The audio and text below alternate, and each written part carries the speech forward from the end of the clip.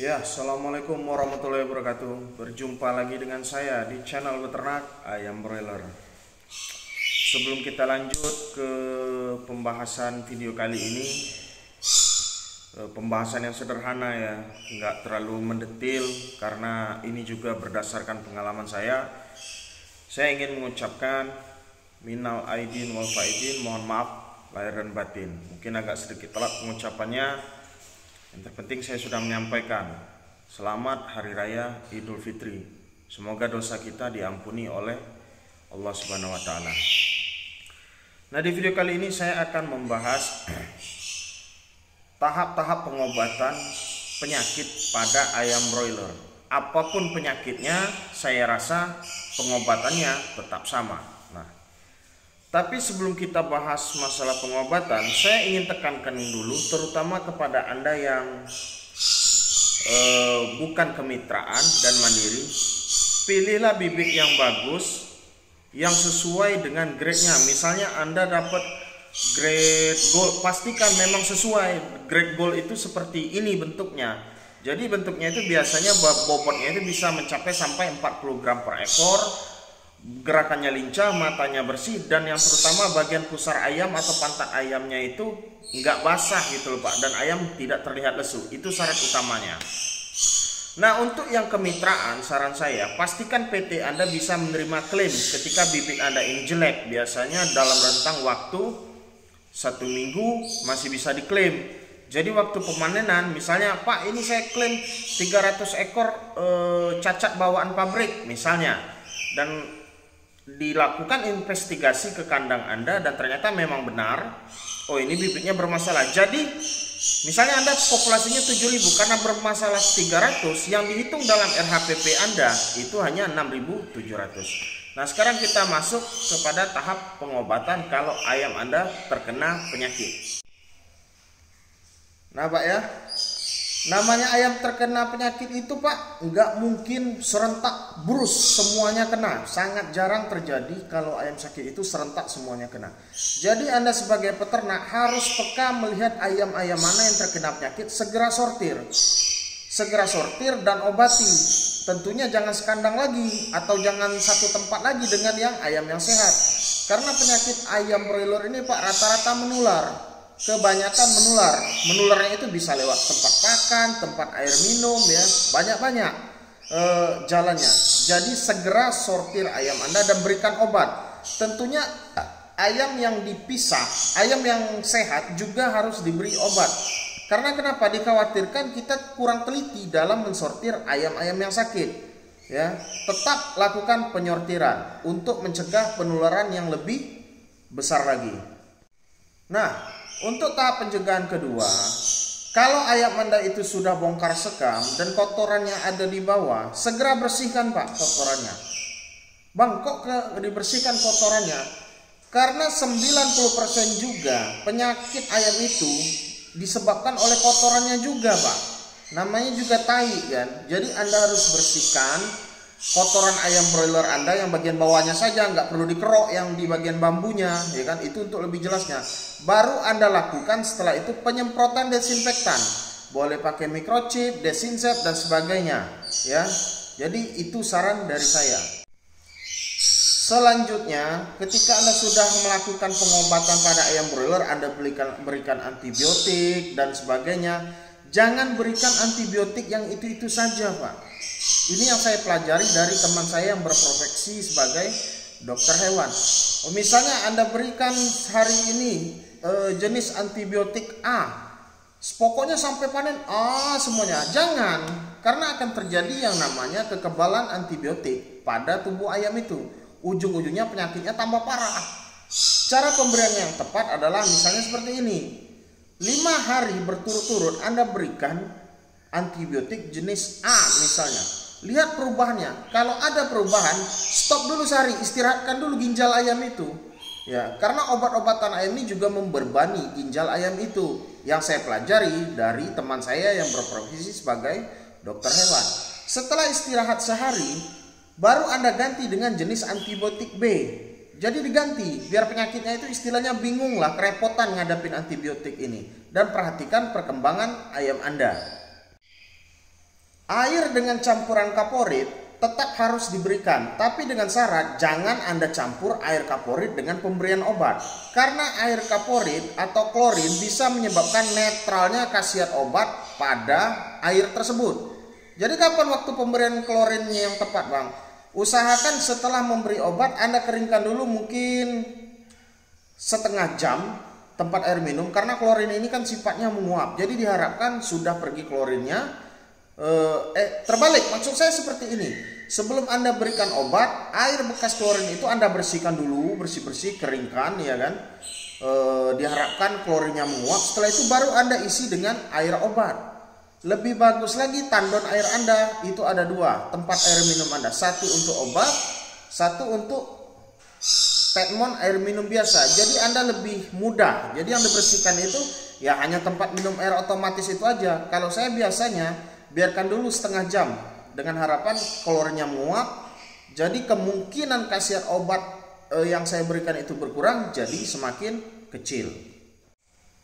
Nah, beda lagi Pak dengan masalah misalnya kalau penyakit ayam yang disebabkan oleh bakteri itu mungkin ada obatnya. Tapi kalau yang disebabkan oleh virus, saya masih meragukan sampai sekarang ada obat yang menyembuhkan ayam yang terkena virus. Mungkin ada, tapi saya rasa itu belum terlalu efektif. Sebaiknya lakukan vaksinasi kepada ayam Anda. Dan bab vaksinasi itu, bagian vaksinasi sudah saya jelaskan. Saya jelaskan sedikit dulu. Ayam Anda harus benar-benar dalam kondisi fit, jangan sedang dalam kondisi sakit. Karena kalau dia sedang kondisi sakit, Anda tambahkan vaksin, dia akan makin drop, ya, makin drop dan kematian pasti akan meninggi, ya. Karena di dalam tubuh ayam itu ada bibit penyakit, sedangkan vaksin ini adalah bibit penyakit yang dilemahkan. Anda tambahin juga di dalam badan ayam, ya tambah drop, daya tahan tubuh ayamnya tidak berkembang dengan baik gitu. Sebaiknya lakukan vaksinasi pada ayam broiler. Ada juga beberapa treatment untuk membantu ayam, misalnya gini, ini ayam kena gumboro, saya nggak vaksin kemarin.